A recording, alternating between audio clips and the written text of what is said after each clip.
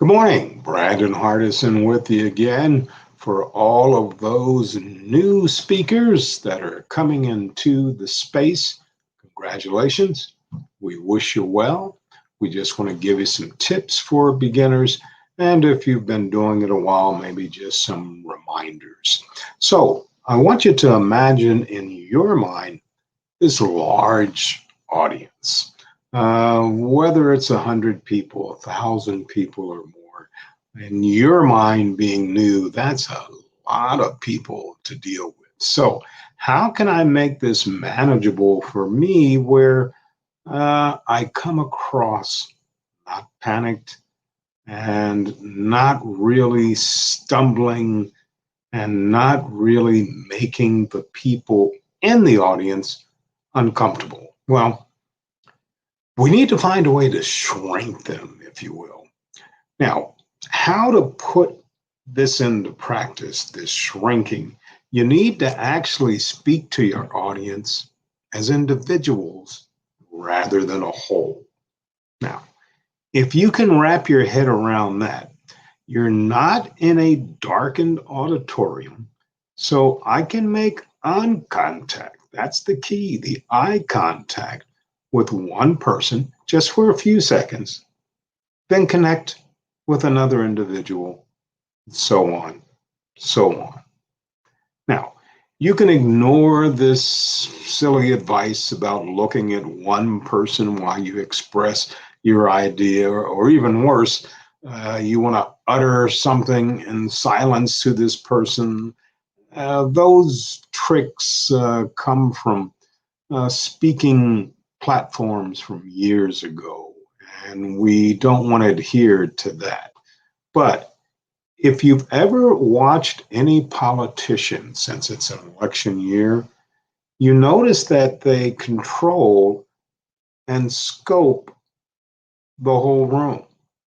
They will give a point, stay on that side because they're looking at one person, and then when they finish that thought, they go to another section, find a person, look at that person, and then so on and so on. Watch next time because you probably never really paid attention. But that's what they're doing, trying to cover this whole big audience, no matter what the size, and get it to shrink where it's individuals. Now, if you think you can do that, what you're trying to do in essence is have a conversation. That's all you're doing. You're telling them your key point of your platform. You're telling them this is what we're going to be doing today. This is what we're going to be learning. This is what I expect from you. Now, that's when the lights are up and everything is good. How do you handle it if it's a dark house? The stage is lit and all of this light is on you.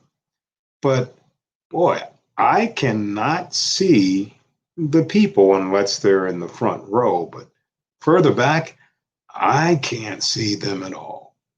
Now, you're still going to have a conversation with a few people, but this makes it, to me, a little bit easier because it is darkened in the room.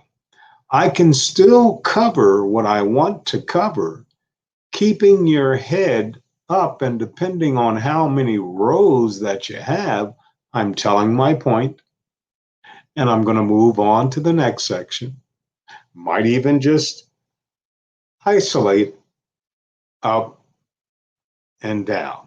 But really, when the room is dark, whether you have notes, whether you have a teleprompter, it's easier when it's darker because most people, like I said, in the back cannot see you. So, have a talk or a private moment, however it can come into your head. Here's the added benefit.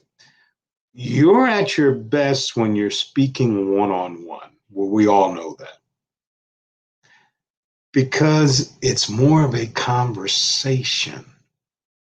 Have you ever been to any event or a social after a business meeting You're having a conversation. We're going to do the same thing with the audience. Let's face it, the public speaking situation, if we just look at it, is kind of artificial to many. We have to learn how to handle ourselves within this space. Now, in terms of growing and evolving, the key is getting your story out. The key is to make sure you cover the room.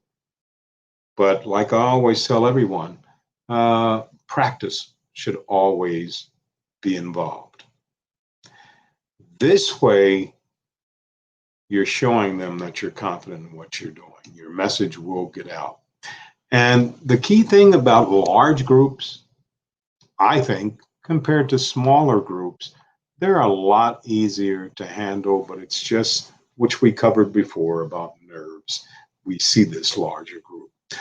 When you have smaller groups, 8, 10, 20 people, now you really have to work the room a little bit harder because they can see you. So, key thing I want you to remember, have a conversation. Try to make it one-on-one with the large audience.